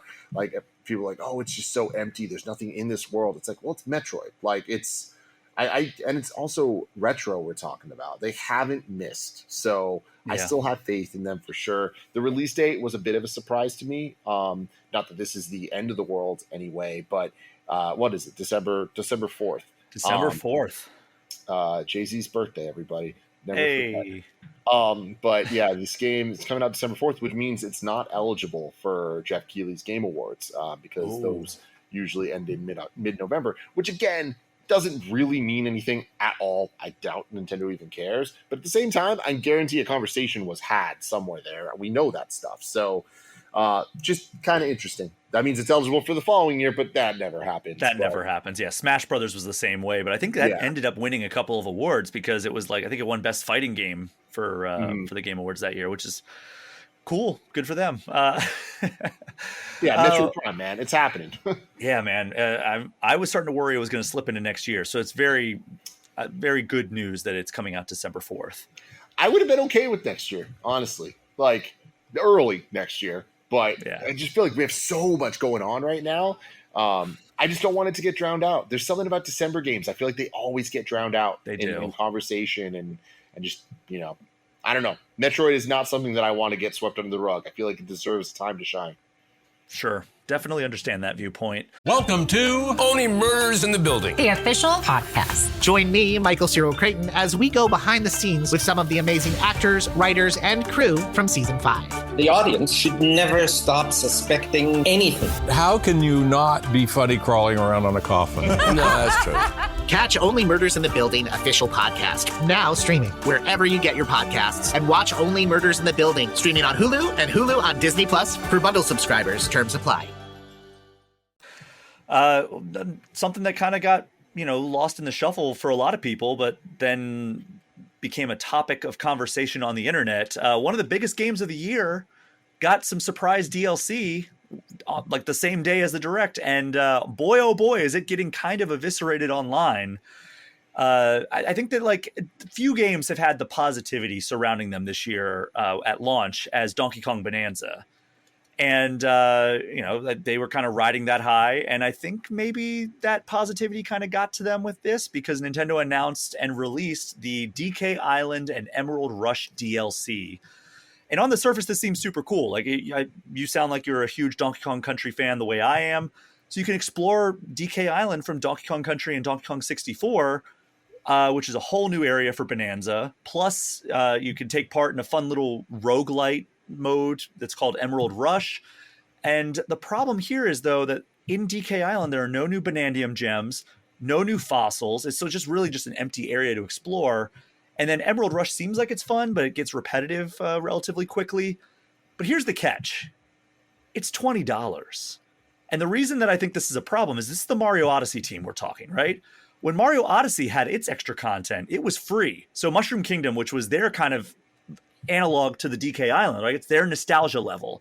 That was included in the base game. So it didn't even have to get a free update. And then Luigi's Balloon World, which was added post-launch as like a fun little mode to like enjoy these levels in a unique way, added at no extra cost. So this costing $20, I think, set these higher expectations of like, oh, this is a whole new world with like new goals and everything. The Mushroom Kingdom in Mario Odyssey had moons to get and had different things you could do. It wasn't the best level by any stretch, but it was something. It was a fun little bonus. This feels, I don't know, leaning into like kind of like what we've been talking about this entire episode is that like Nintendo is just charging us more than they ever have before, and for things that they, similarly haven't charged for in the past. It is deeply upsetting. It's such a bummer. I love Donkey Kong Bonanza. I give it a 10 out of 10 on our kind of funny scale. Good. Perfect game, no, but masterpiece of fun, absolutely. And I am a huge Donkey Kong Country guy, like you were saying, and I'm a huge Mario guy, and the Mario 3D team is one of the most talented teams out there, and Bonanza's proof of that as well. Beating Odyssey and getting to the Mushroom Kingdom, seeing Peach's Castle is one of my all-time game moments. It was so good. And there being more moons and all that stuff was great. But pretty quickly, I became let down by that. It's definitely a this is on me type expectations thing. But I thought we were going to be able to jump into paintings. I thought we were going to get like some more like Mario 64 levels remade like we saw in Galaxy 2. And sure, that's crazy to ask for, but like it just felt so good. It felt like an Odyssey. Oh my God, we might go to Isle Delfino, like whatever in DLC. Yeah. And we just didn't get any of that, right? So in Bonanza, without spoiling things, the whole game, I'm like, I hope we get to DK Island. So watching the Direct when they showed we're going to DK Island, I popped off. Like I'm so excited about this. This is what I've dreamt of. And then seeing more of it, and then Blessing played it, and we were talking about it. I've only booted it up. I'm incredibly let down. I am so sad that this is like one step forward, two steps back towards the dream. The roguelike mode's fine and cool. I don't think it should be a free upgrade. And yeah, this DK Island is a huge letdown. I think there's even less to do than in the Mushroom Kingdom and Odyssey. And this is $20. It's not worth $20. This is a bummer. And on top of that, Donkey Kong Bonanza did not need DLC right now. Like the game came out 2 months ago and has so much to do that I doubt the majority of people have beat it, let alone 100%ed it in this time. Like, I don't know. This seems like such a misstep when Mario Kart World needs DLC right now. Yeah, and I feel like if they waited a few months and took those few months just to add like some Banandium gems and fossils, that this would have been way more well received. Mm-hmm. But instead they felt like they rushed this out for some reason. I don't know if that's because like maybe this team's moving on to another 3D Mario or something, but like I don't know. It felt like you said, it felt like a misstep. I mean, it's just really, really sad to look at this and to think that Donkey Kong Bonanza and this DLC is $90. Right? Yeah. And like I said, like the Switch 2 editions of games, or it's like, hey, here's this game that you already paid for, or maybe you didn't before, or you didn't buy it. But there's also a plus this world, whatever, and then it like Kirby and the Forgotten Land, right? It's like, cool, that brings that game up to $80. It's 60 plus 20. Cool. Yep. Now we're talking about Switch 2 games getting a plus $20 bump. Like, that's wild. Yeah, it's frustrating. And like I said, it had such goodwill up to this point, and now it's like we're kind of floundering some of that goodwill through this post-launch DLC that just feels unnecessary. But we're coming down to the end of this direct right now. We've got a few more announcements to touch on, and then we'll get you out of here, Tim. We got to the Pokemon section of the direct, and this was a weird one. Pokemon Pokopia, which almost looks like Animal Crossing meets Dragon Quest Builders, but with Pokemon, and I am so here for it. I know you're not a big life sim guy, but this might scratch that itch, because you take control of Ditto, who transforms into the creepiest human character you've ever seen, can copy abilities from Pokemon from around the island. We see him use Bulbasaur, Charmander, and Squirtle's abilities to do certain tasks. Bulbasaur's abilities can grow grass. Squirtle can water plants. Charmander can start fire. Then there's like Hitmonchan can punch through dirt and rocks to like terraform. Scyther can cut down trees. So I'm pretty excited to see like how the Pokemon can be leveraged with these abilities. Does this feel like it crosses that threshold for maybe you'll check it out, or are you still like life sim, not for me? Yeah, Pokopia, not for me. But it's okay, because again, not every game is for everybody. I think that this game clearly has an audience, and it is a genre that Pokemon hasn't tackled before, and Pokemon can do anything. They've proven that. So yeah, I think that this looks neat. I like the art style. I think it's a little bit like overly produced in the sense of like, why is it a Ditto that turns into a human? Like, just let it be a Ditto. You know what I mean? Or just let it be a human. There's certain stuff about this that I'm just like questioning the Pokemon lore of it all. Yeah. But yeah, it looks cool. I will say I was disappointed, because I am one of those like old people that like want certain things. And so when we first saw the Pokedex, I was like, are we getting the original games on NSO? I'm expecting those Pokemon Day 2026 in February, but I hope so. Yeah. So we'll see if that happens. But Pokemon Pokopia comes to Switch 2 in 2026. No release date outside of that. And speaking of Pokemon, we are less than a month away from Pokemon Legends ZA, and they are already announced new paid DLC called Mega Dimension. This is adding 2 versions of Mega Raichu plus additional story content. Pokemon Legends ZA is coming to Switch 2 and Switch on October 16th. And Tim, from our time in Paris playing Pokemon Go, I know you are a fellow trainer. So what's your hype level on Legends ZA? It's pretty high, right? Like, we're less than a month out for it coming out. I'm very excited for it. So close. And yeah, I like that it's different. I do like that there's going to be a way more active style of combat. I am one of the few true lovers of Scarlet and Violet, despite all of their issues. I know I'm there you with are you as well. Exactly.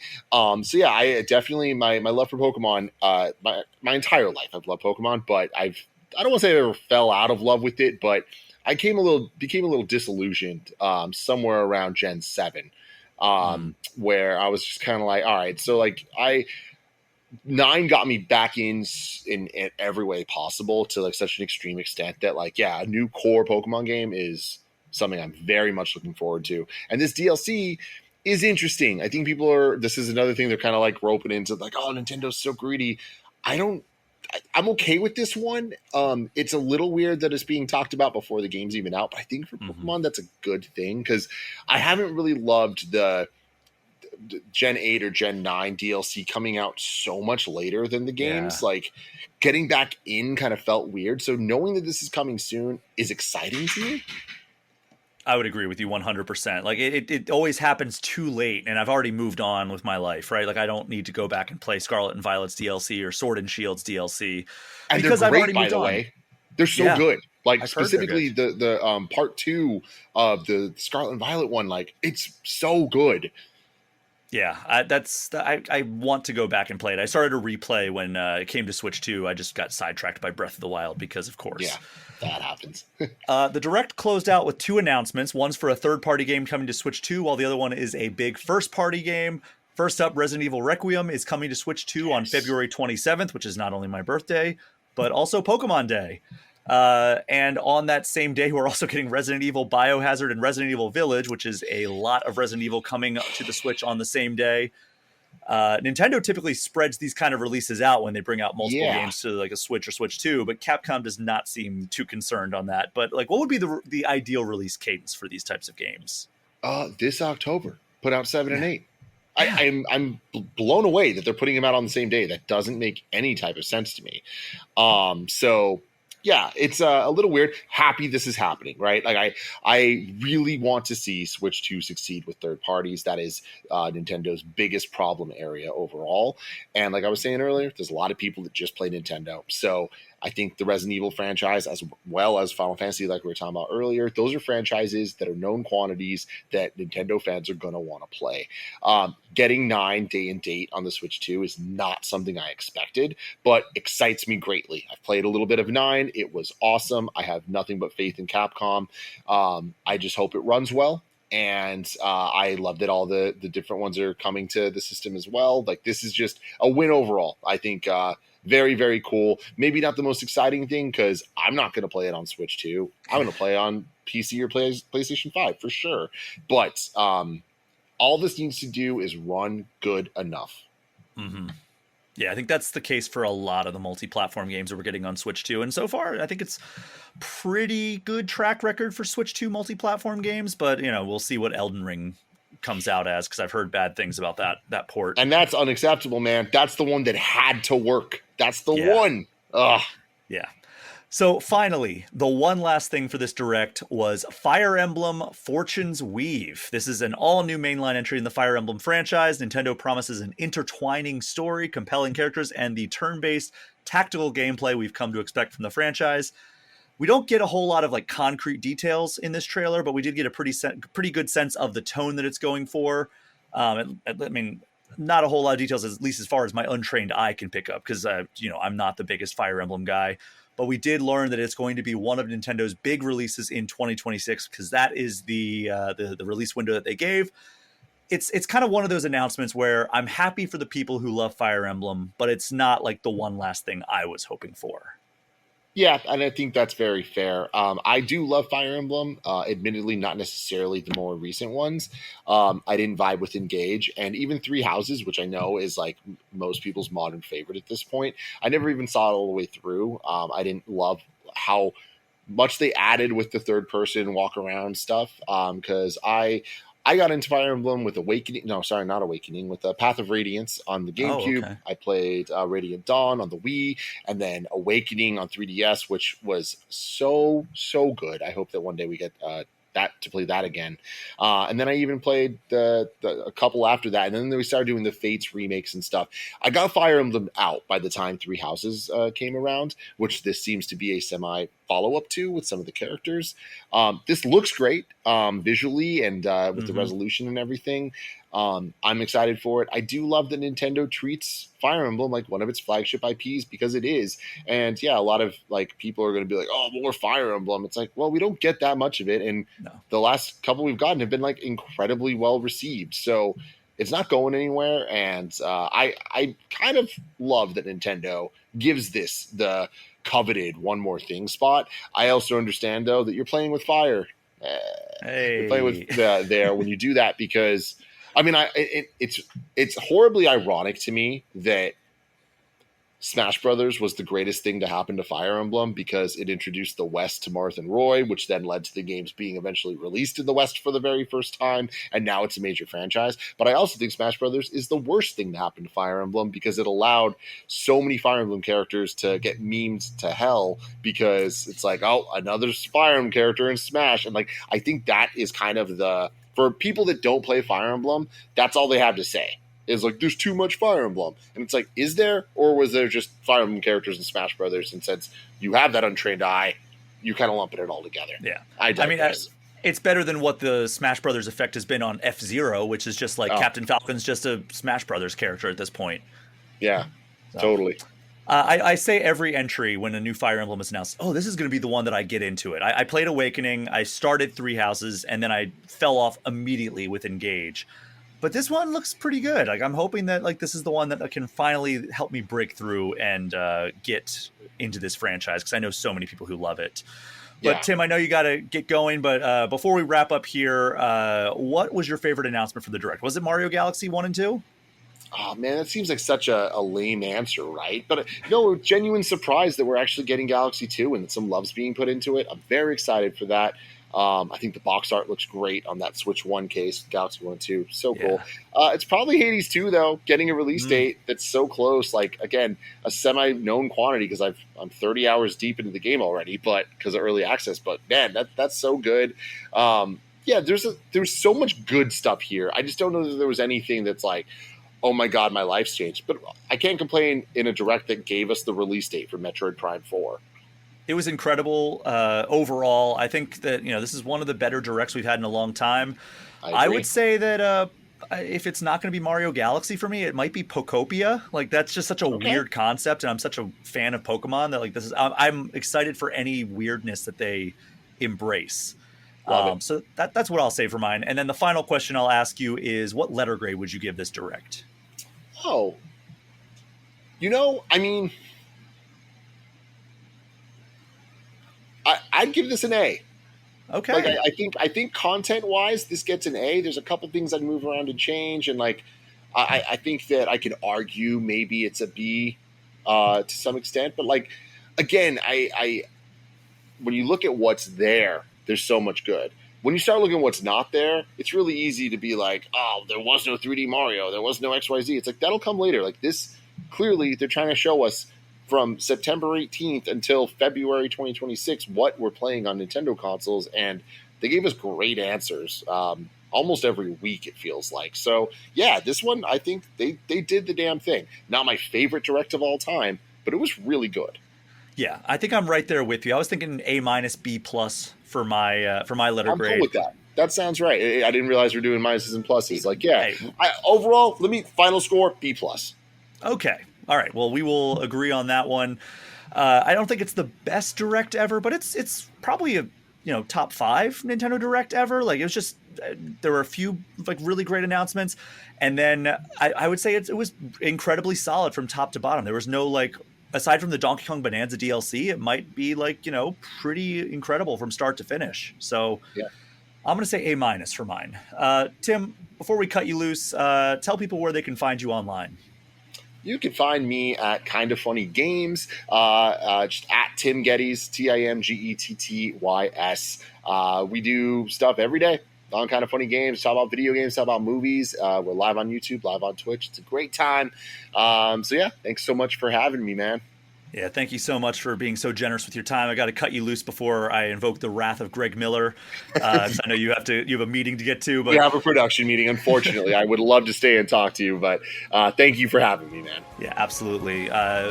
Tim, thanks so much again. We're going to take one final break, and when we return, it's just going to be me giving my review of Sonic Racing CrossWorlds. We will be right back.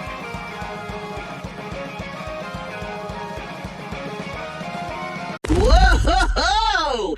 That was a bop! Ooh, let's keep the party going with the Claptrap Public Domain Serenade! Happy birthday to you! Let's all loot and shoot! Ba-ba-doo-doo! Borderlands 4! Well, that kind of fell apart toward the end. But you get the idea. Borderlands 4 is out now! Buy it! Buy it, buy it, buy it! Rated M for mature.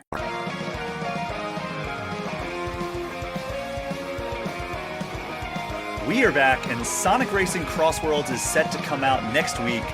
But the review embargo is up now, so I can share my thoughts on Sonic's new kart racer to close out this episode. So I had a chance to play Sonic Racing CrossWorlds a few months ago. I traveled out to Sonic Team, and I got to play the Demon Slayer game. I got to play Shinobi Art of Vengeance.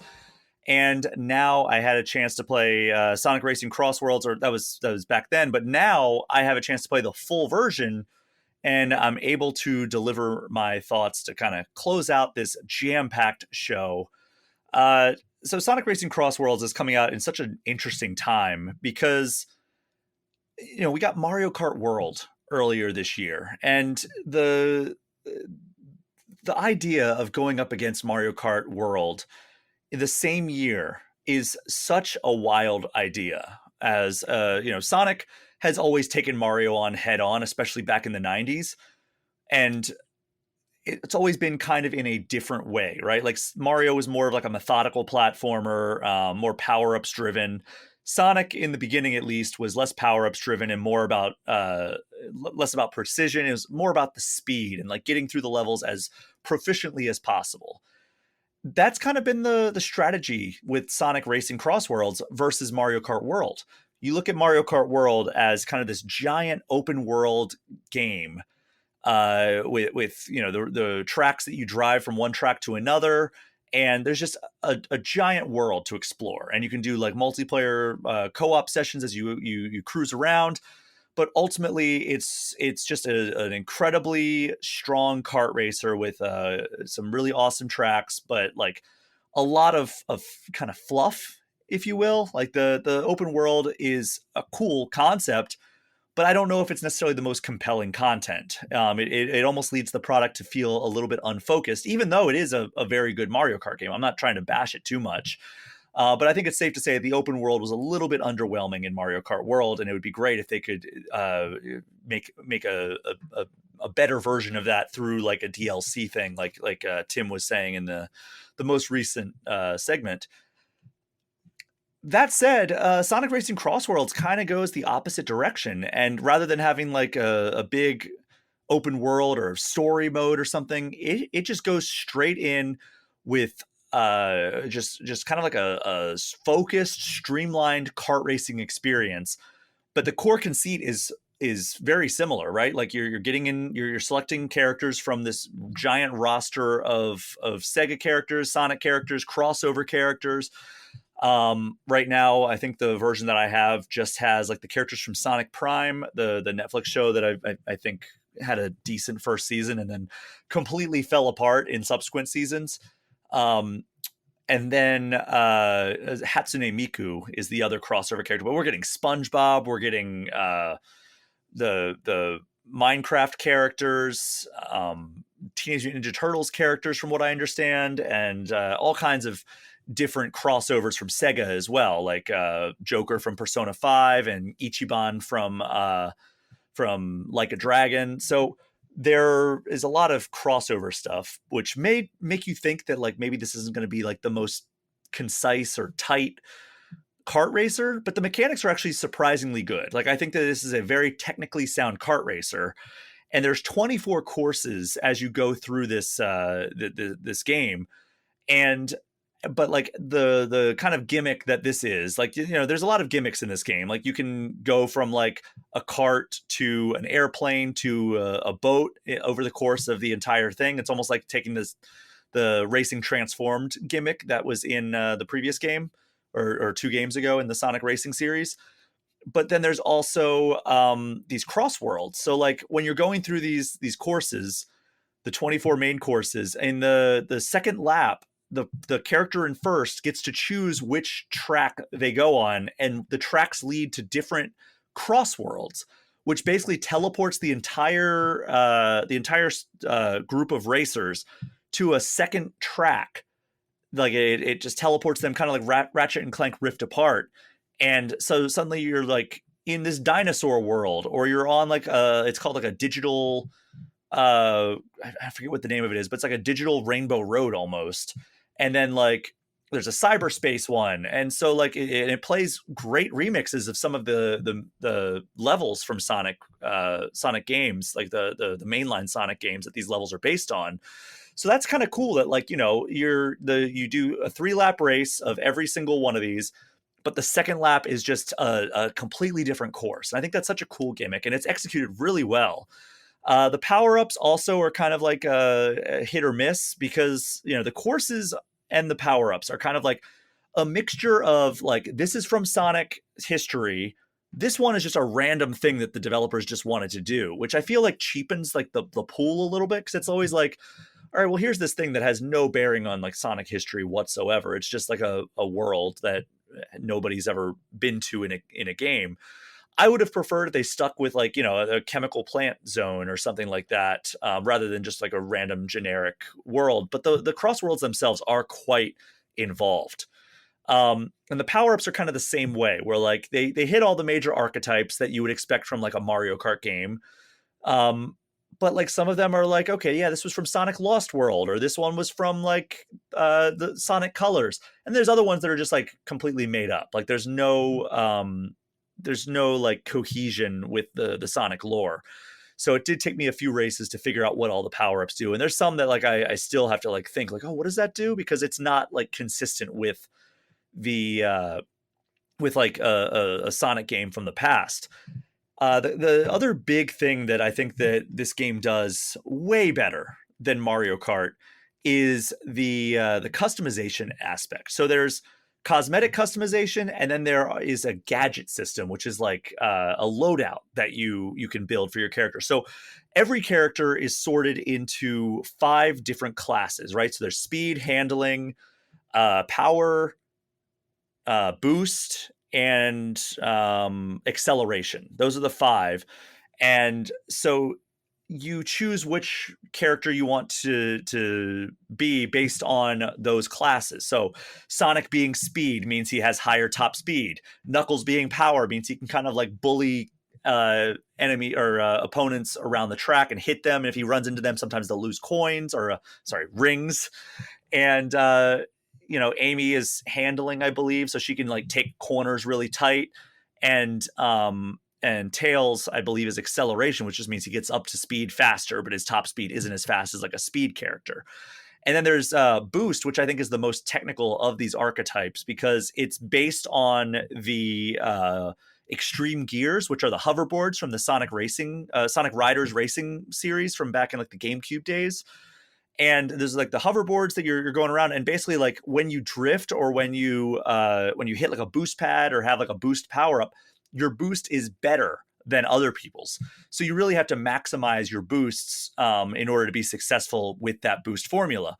But when you go into a race, you can choose your character and they have their archetype, and then you can choose what machine they ride on, and those also have their distinct archetype. So just because Sonic is a speed character doesn't mean you need to have him be on a speed cart.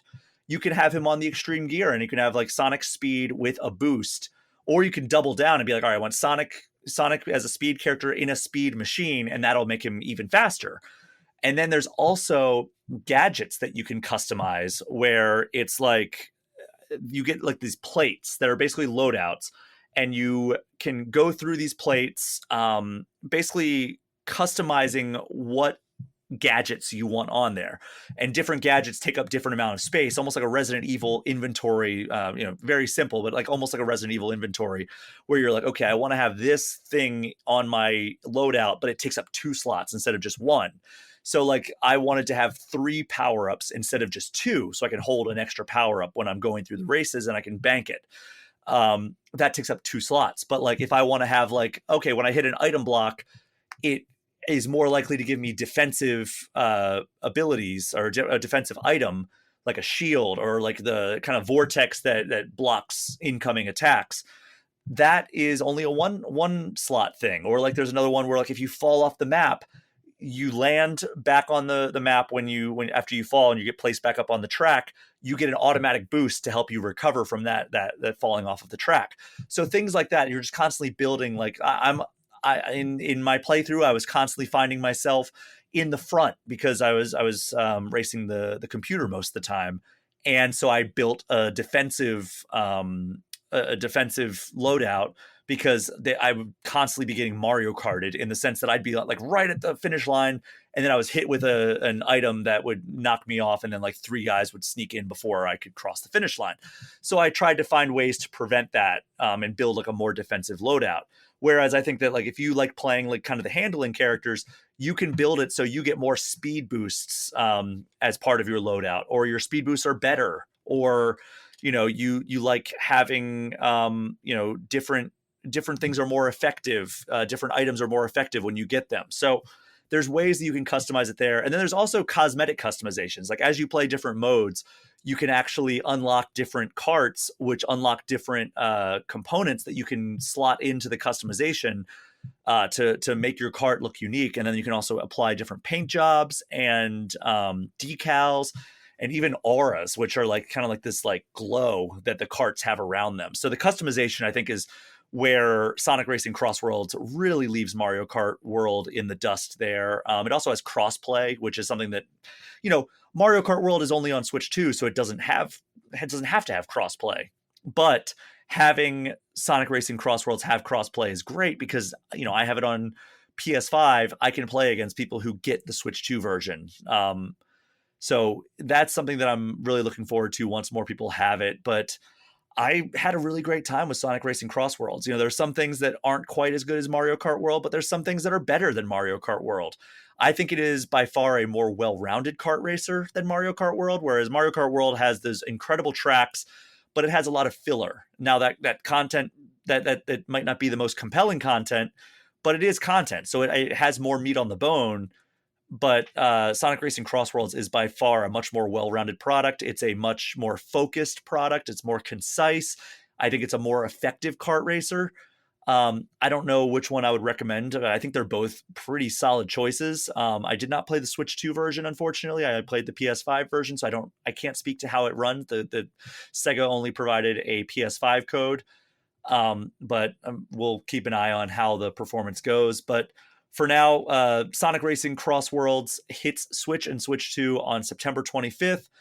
And, I think that if you're looking for something, if you were let down by Mario Kart World, or it wasn't the direction you wanted, I think you should check out Sonic Racing CrossWorlds because it's a pretty fantastic kart racer. So with that, we're going to wrap up this episode. Thank you so much to everyone for listening. As you know, my Patreon and the associated Discord server are the best ways to get any questions or comments in, but you can also hit me up at brian@allthingsnintendo.com or reach me at Blue Sky or Instagram at Brian P. Shea. That is our show for this week. Thank you again so much for listening. Take care. We'll see you next time.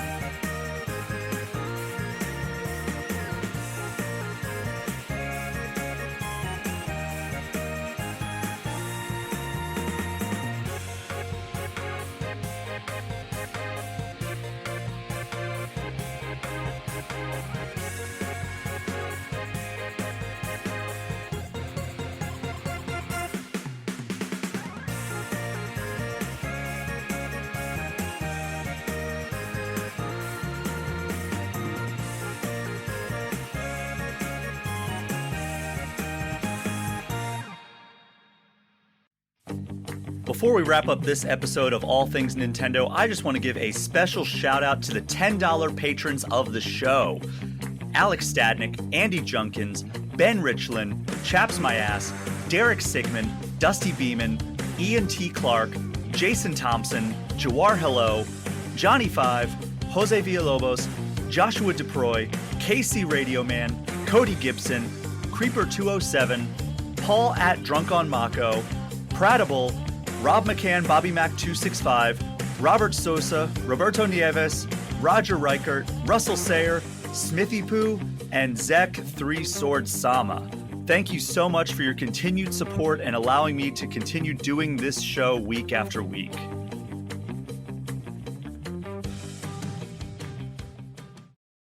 Hey there, I'm Hugh from Poderation. If you like today's show, why not check out Rolling Dice and Taking Names, the premier tabletop review show. Join Marty and Tony as they invite you to their metaphorical kitchen table to talk about all the latest board games, RPG games, miniatures, and anything in the tabletop world that takes their fancy. From in-depth reviews to the latest gaming news, they make it their mission to find the latest and greatest in the tabletop world and deliver it all wrapped up for your listening pleasure. Available wherever you get your podcasts.